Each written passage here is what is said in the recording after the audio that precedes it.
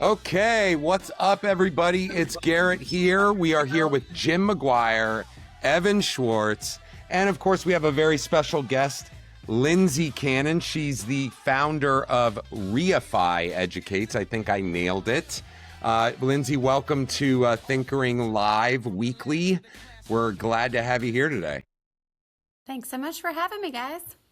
Yeah, we get live on Wednesdays clearly, and I hope everyone enjoyed that Thinkering original crafted by Jim. But as you guys know, Thinkering Weekly is all about the inside track of Thinkering Collective and really kind of what we're excited about, what news we're looking at, and overall making sure that all of you get the best news when it comes to education and the current status across the board. Definitely, all of you, go check out www.thinkeringcollective.org. We just had a revamp of the website. It lists all of our fellowship programs, our mission, our action, and our impact, the important things that you need to know to stay involved in the humanization of education. So please visit www.thinkeringcollective.org. There are many opportunities for teachers, businesses, really anybody that cares about our education system and the need for change.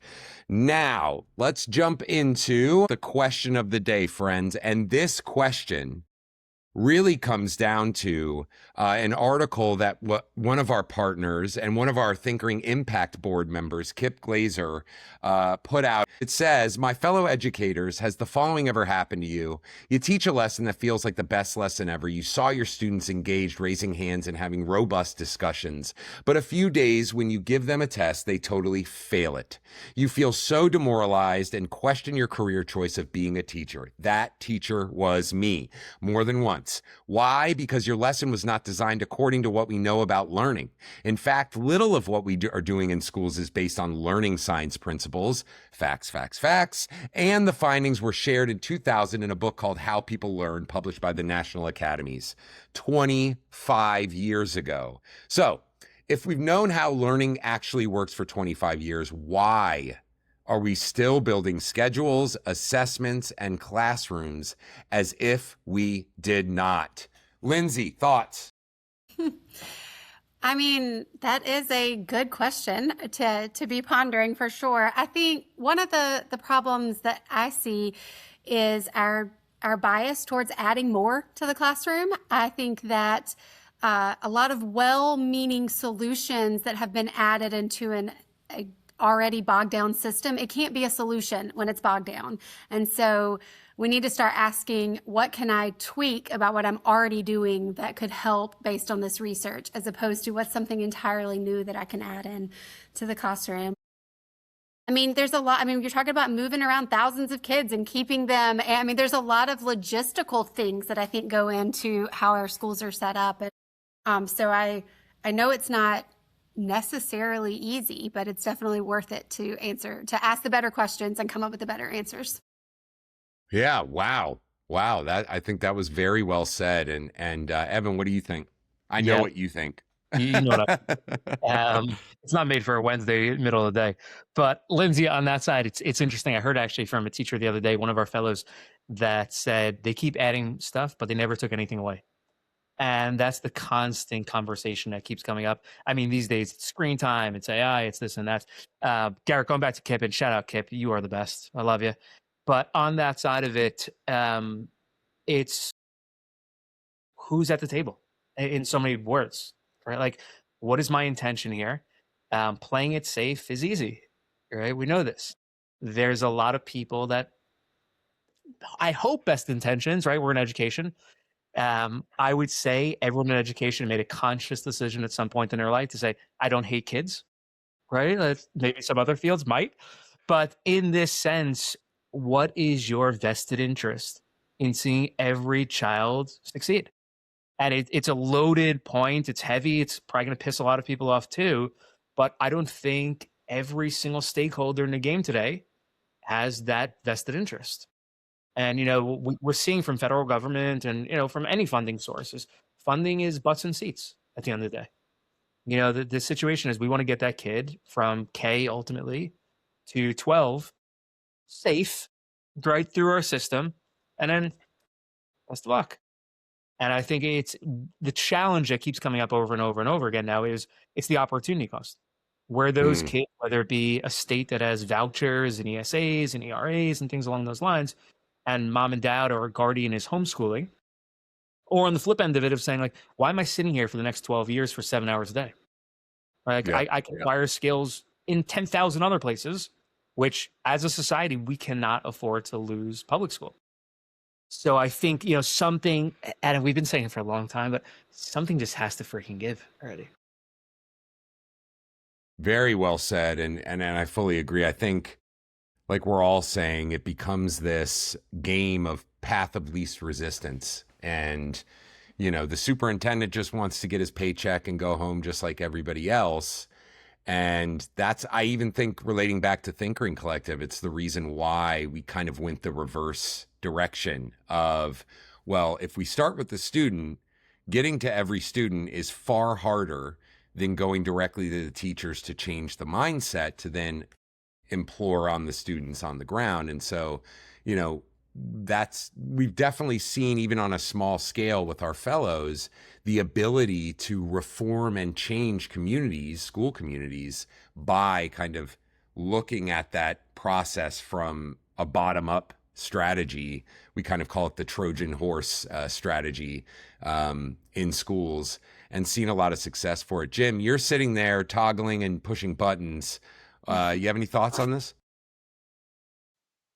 That's just what I do best. But, the the topic today of discussion, that's brought by Kip Glazer, our awesome Impact Board member.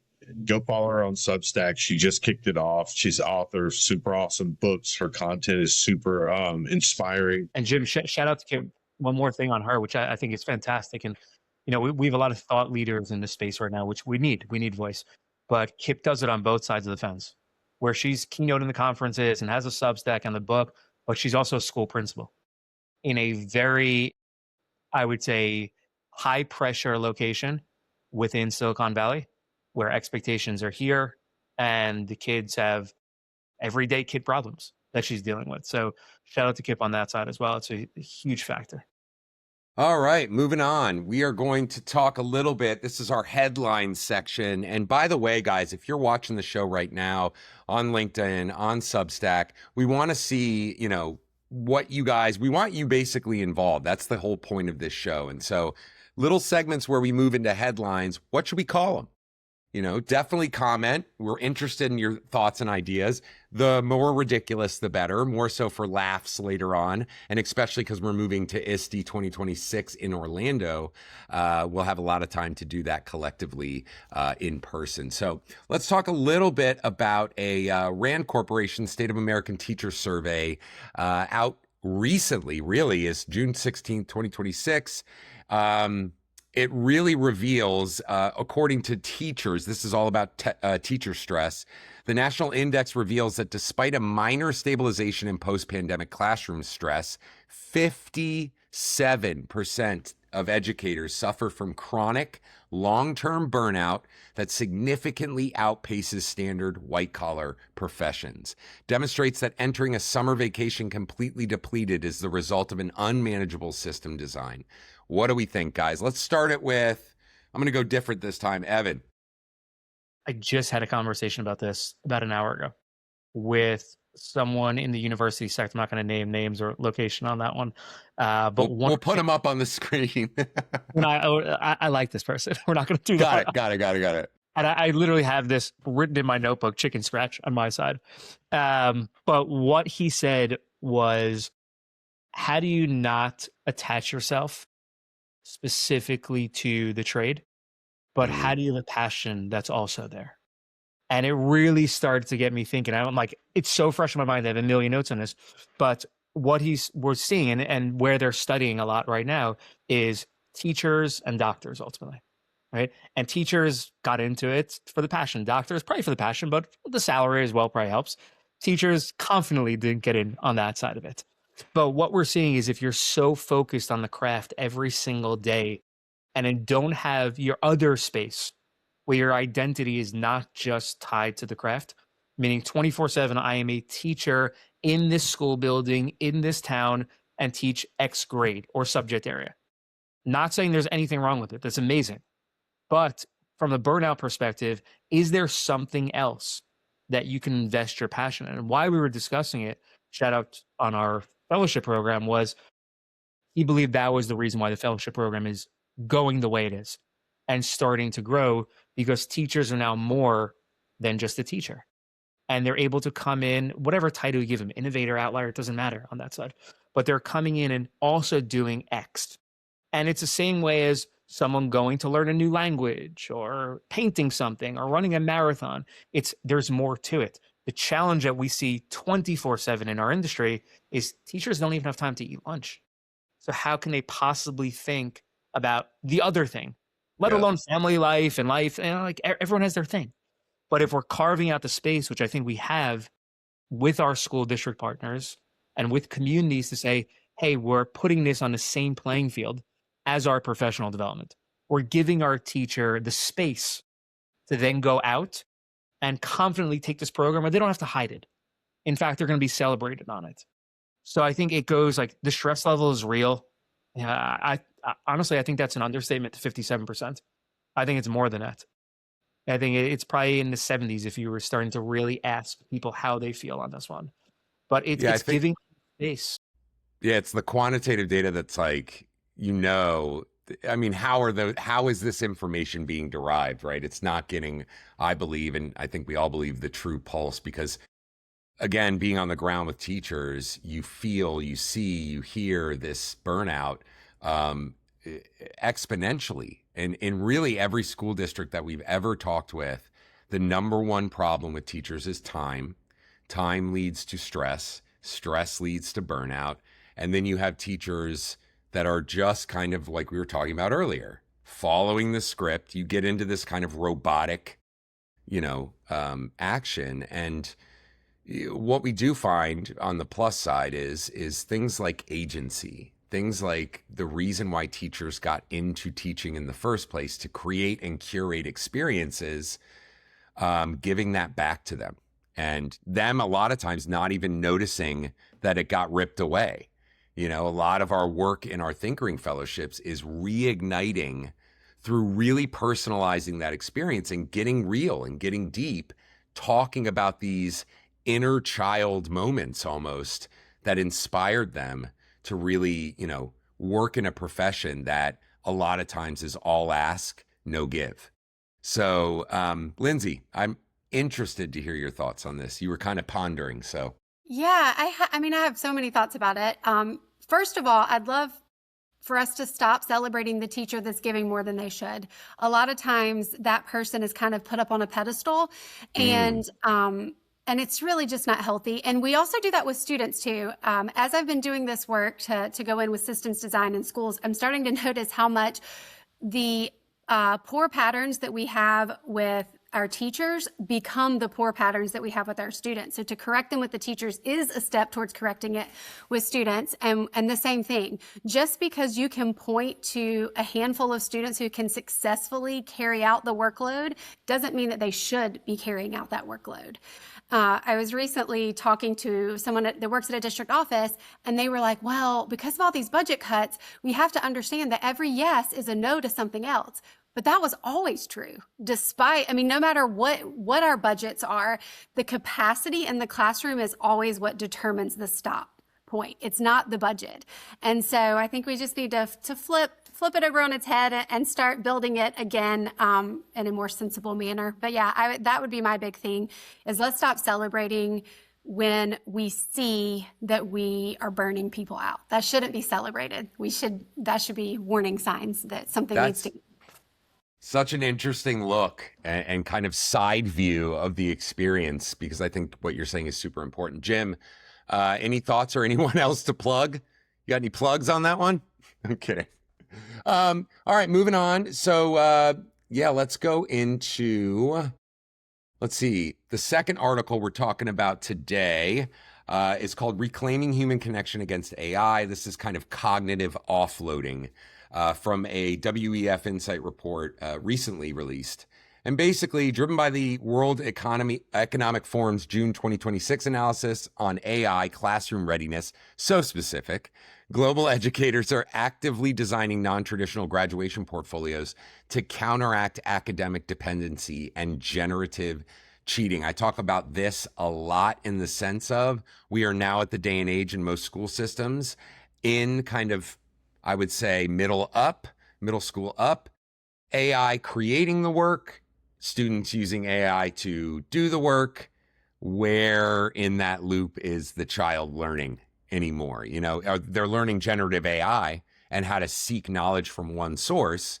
But I think this is a problem that we really need to address now. I'm curious to really see what those non-traditional portfolios would look like. And in that, what do you guys think that would look like?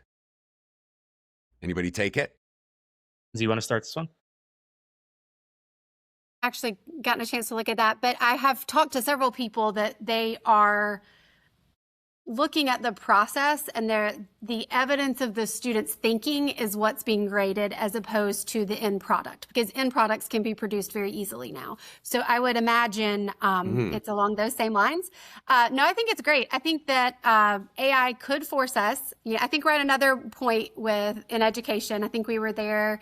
We've been there before. So what are we going to do? We can either use this as a good opportunity to start honing our craft in a good way, or we can use it as an excuse to put a Band-Aid on it and move on. So hopefully we don't go the Band-Aid route, and instead we look at our assessments, because the fact of the matter is, were the assessments assessing what we thought they were to begin with?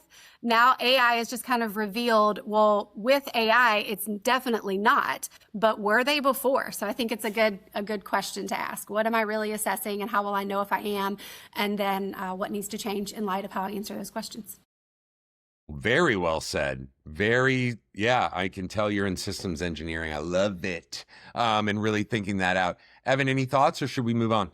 No, we could touch on one thing. I mean, the assessment is one massive thing. And I think where we're going with this, soft skills, which I hate that term, the essential skills, ultimately, that no school, district, community, literally around the world. And I mean, you look at the Nordic countries, look at Singapore, the ones that are the leaders right now, ultimately, they're trying to do it. But in assessing creativity, curiosity, collaboration is hard.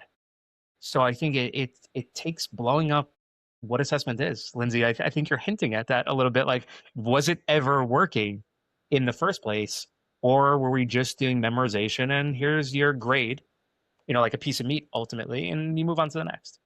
But I think it's really diving deeper. It's not in the end product. And we talk about this all the time in our experiences too. It's like, we're not so focused on the destination. You're focused on the journey. And the journey is messy. The end product looks great. Right? Like, here's your goal, and here's your portfolio and capstone and all that good stuff. But what happened along the way to get you there, which includes failure, heartbreak, growth, excitement, success, community, like all of those things. How do you assess that? And I think, that's the 10,000-pound elephant, at least in my room, ultimately. But I think if we start having more conversations, we're not going to get there quick. But if you start having more conversations and open-minded conversations of districts that are really giving grace to this, I think that's how you start leaning further in. And I have something to say on this one where I'm beyond clicking buttons. Like, I turned in hundreds of book reports without ever reading a book. And I'm sure there's hundreds of educators who have hit every standard on the list without the students retaining that same knowledge. We can use AI to, just jump through hoops and get through hurdles. But if we're tapping into everyone's why and their passions, and that engagement comes through, the student is reading the book, they're engaged, they're not finding a different book to read that suits them.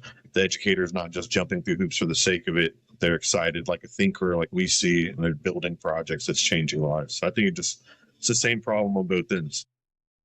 Yeah, absolutely. And I mean, we could lament on that. I think again, going back to who's doing, I always like to pull it back to Thinkering, in the sense of, that's one of our big missions. Is it's not just like creating experiences for kids. It's really thinking about how do we quantify these experiences to create the bridge so that school systems value what these outside the box projects are at times that can map to the current system to create a shared language and hopefully create their own language, right, of something new. And so really thinking about not only the implementation, but how are we measuring this, right? And those are the questions we have to ask ourselves. But we're going to pivot over. The last two are really about the same thing, so we're going to conglomerate them. And it's all about attendance. It's all about classroom attendance. We've seen an absolute drop in decline in overall attendance across the board in the United States. Really thinking about, obviously a lot of reasons through COVID and things, but what allowed for that process of kids, stepping away from the public system on a real like hockey stick up of, where are these kids? First of all, a lot of them are at home. A lot of them are in homeschool. A lot of them are in private school. Parents just not caring enough to report. But there's also a ton of kids that I'm sure are just at home, not doing what they need to be doing. And so overall, 70 newly proposed education bills across 24 states show a definitive legislative pivot away from treating student absenteeism through court fines and mandated school-based attendance review teams. Thoughts on attendance right now in schools and the value of it really in the overall learning experience? Yeah. Lindsey? Evan, go ahead. I just wanted to throw one thing in, just to frame this one, is I think attendance needs to be redefined. And it's really like, is attendance just showing up butt in seat for 7 hours? Or is there more to this? So, Lindsey, I just want to throw that out even before we dive in, but I don't want to steal your thunder, so you go first. No, I mean, I think that's a good question. And I think what we're seeing with brick and mortar schools versus online schools, they're really starting to grapple with that question, because a student who comes and sits in my brick and mortar classroom and does absolutely nothing has attended, but the child that doesn't log in and does absolutely nothing on online school, they're like, well, that can't count as attendance. And so it's starting to, which of course it shouldn't, because children shouldn't sit and do nothing, but just having them there doesn't solve that problem. And so, yeah, I think, I mean, to me, these are really all the same problems, because we've got to figure out how to get to the heart of what is real learning and how to make that happen. And then that's going to fix our engagement problem. It's going to fix the problem that I want to outsource my thinking for the quick win. And then if I am seeing the value of what's happening here, then I'm going to attend more. So it's really it's all just a different version of the same problem. And it's big. And so, I mean, I understand how hard it is. So what in the articles, what are they suggesting if it's not being handled through truancy through courts? What are they suggesting? Did it make that clear? Did we see what the solution was? Garrett, muted. Way to be that guy today. I am that guy. I was trying to not have my cough on there. So, it kind of shows the article of, the overall progression of the laws and things that were settled around student absenteeism and chronic absenteeism. But I think right now, overall, states are really collecting data on what is causing all of this. They're really diving into the what before delivering on a solution. And I think that's smart. This is a big problem, like you said, Lindsey. So it's not something we can just turn around, just like the education system, and fix. I think there's a lot of factors that stem not only within school on the ground systems, but families at home, family situations, the overall climate of the United States is really affecting really everybody. And so thankfully, Virginia, my home state, is on this list of doing some of the good research. Maryland, not so much, not a fan, but no, I'm kidding. Terrible drivers, but I won't lament. But overall, to answer your question, Lindsey, I think it's in this kind of data collection phase, and then we'll see how that then lands on the ground. Does anybody have any other thoughts on this? No thought, more just comment of they better hurry it up. Yeah, right. This could be the death blow. I mean, like, you're seeing empty buildings taking place right now. You go to, a district like Chicago Public Schools, and there are ghost buildings. I mean, in rural communities, those would be turned into data centers overnight. But and Garrett, that's your neck of the woods, right? But ultimately, like, this is the blow that will lock the building up. And it's the domino, right? So where do those kids go who were sitting there left? They go to the next school, and a teacher now has 38 kids in her classroom. And we go, like, what is learning? And 5 languages are spoken in this classroom now. So that needs to be prioritized pretty quickly. I was going to say, and I don't think we have enough time. You know, if that happens and really schools start just closing their doors faster than they already are, man, we got to scale up quick. We got to get in there and start infecting the school system with our beautiful virus. That was weird. Anyway, let's move on to some really important stuff. This is actually the most important stuff of the weekly live show. It's our media and fellowship updates. And I'm just going to run these off because I want you guys to know. We want to talk a little bit about some of the recent project capstones from this final batch of the spring cohort. We have a nice little break in the summer, and then we ramp up in the fall. We had Connie Stahl. Her project was all about a book creator resource that weaves science of reading, phonics, morphology, vocabulary, directly into novel studies, piloted with the book Eagle Song. So super cool. You want to check out her project. We'll have that up shortly on Thinkering, correct? On our Substack right here. You can check out her project and her presentation there, as well as all of our fellows' presentations on our Substack. Tackles a real gap. Upper grade teachers aren't trained in phonics or morphology. Students still need it past 4th grade. It includes a ready-to-use PBL prompt tied to book themes, peacemaking, community identity.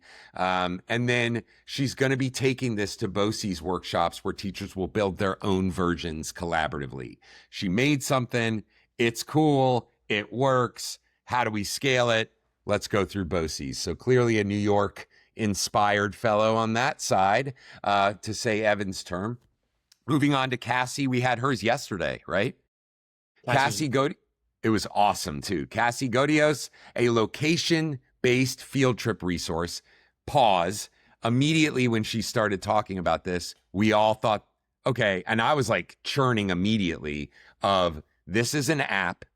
Okay, and I want to frame this up, and because this is happening on camera, it means Thinkering and Cassie herself have thought of the idea, the licensing, all of that. Trust me, we're going to get this trademarked. But a location-based field trip resource, curated map connecting nearby community sites with books, PBL prompts, worksheets, previous experiences from other classrooms and schools across the area, all collected in one resource to give to teachers in their location so that business can connect and community can connect to the learning in the classrooms far easier. Imagine being a teacher walking around with an iPhone and, walking by a store and there's 5 opportunities for a school field trip right there. I think that's a brilliant idea. So Cassie, we love you. We loved your presentation, myself included, and we're going to make it happen. We're going to build it, and she's down.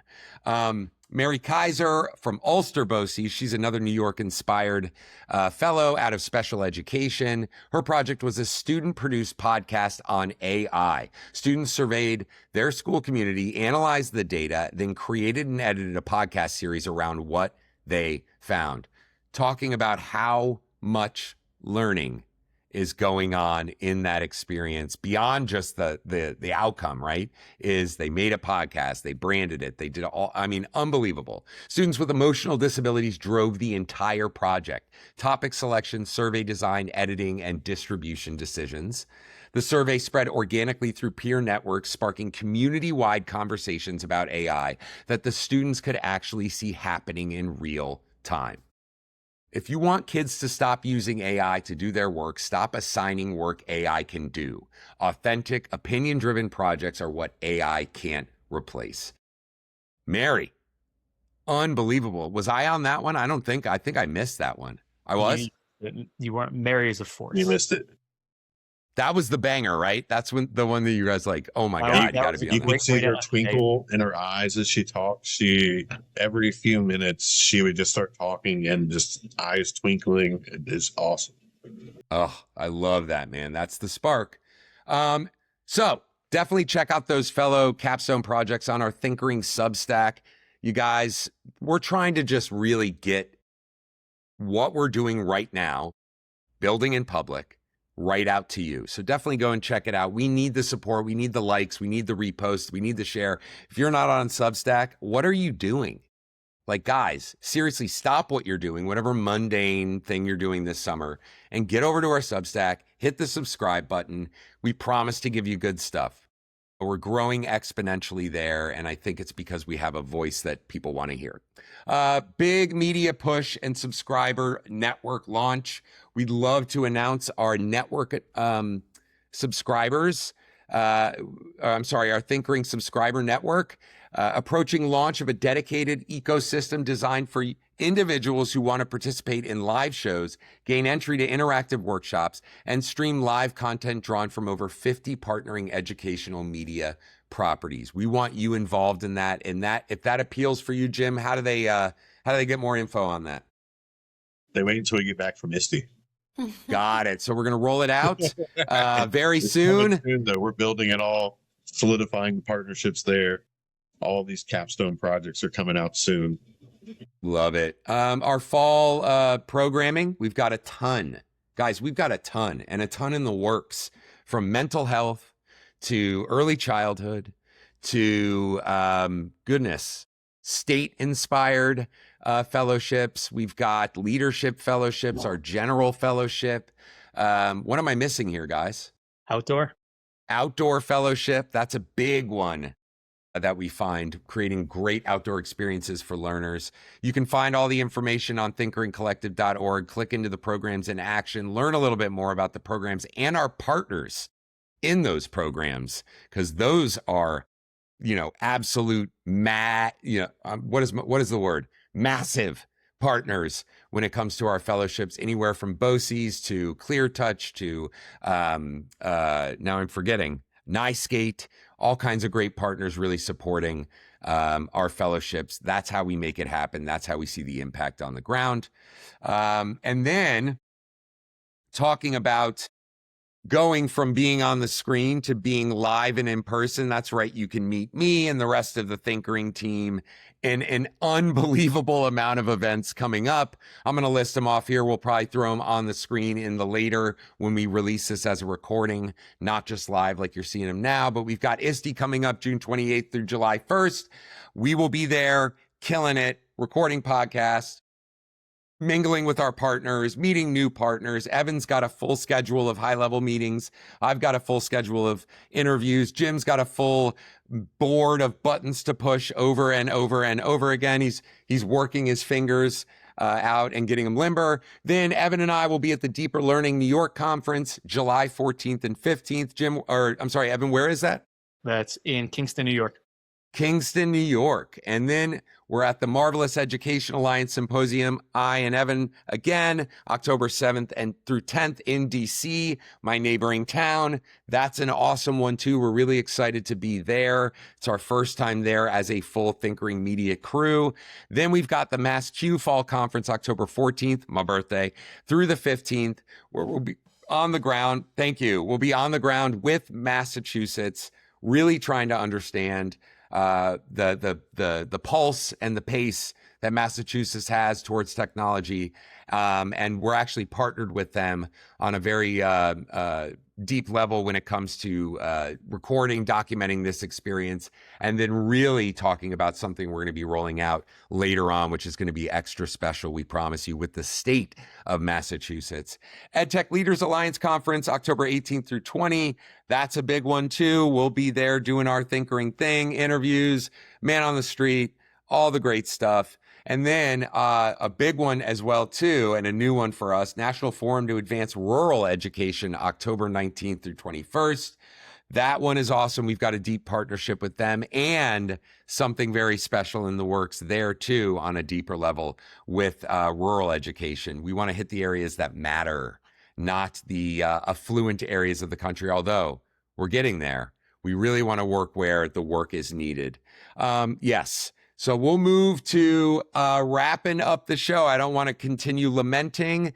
Evan, Jim, Lindsey, do you guys have anything else to plug or say?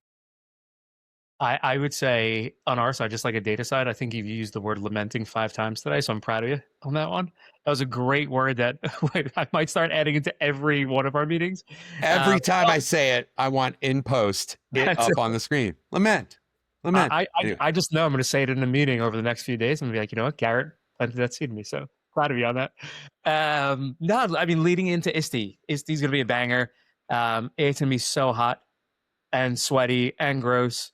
But on that side, so excited to see all of our partner network, meet new teachers, hear some innovation taking place, and wrap up the school year officially. That's Awesome. Lindsey, plug your stuff now. This is the time. Well, I enjoy hearing you guys talk about stuff. It's exciting hearing what the educators are doing yes, I'm going to talk about my stuff in a second, but back to what we were talking about at the very beginning with burnout, seeing the impact of your work is the best cure for burnout, because we don't feel burned out when we feel like our work is going somewhere. And so keep doing what you guys are doing and give more teachers those opportunities. That's the work that I want to do as well. Provide opportunity to think about the system as a whole and the classroom as a whole unit, not as a bunch of separate initiatives. And when we think of it as a whole unit, we can serve students better. And so I love to help people with that. I have a new resource that is Win the First 20 Days of the School Year. It's a plug and play PD for school-based leaders so that they can win those first 20 days and help build student confidence, because that's actually a missing piece in learning.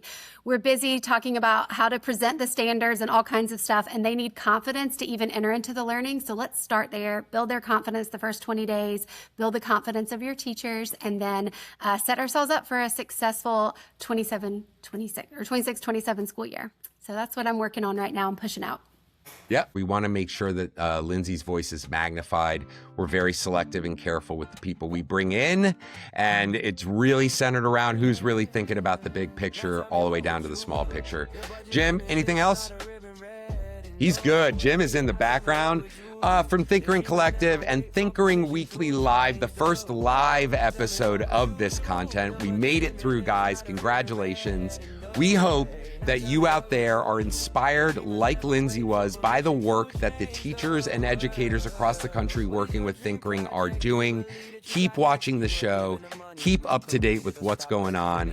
Like, subscribe. I'm going to say it. Please do it. It matters. And we will see you next time on Thinkering Weekly Live. Peace.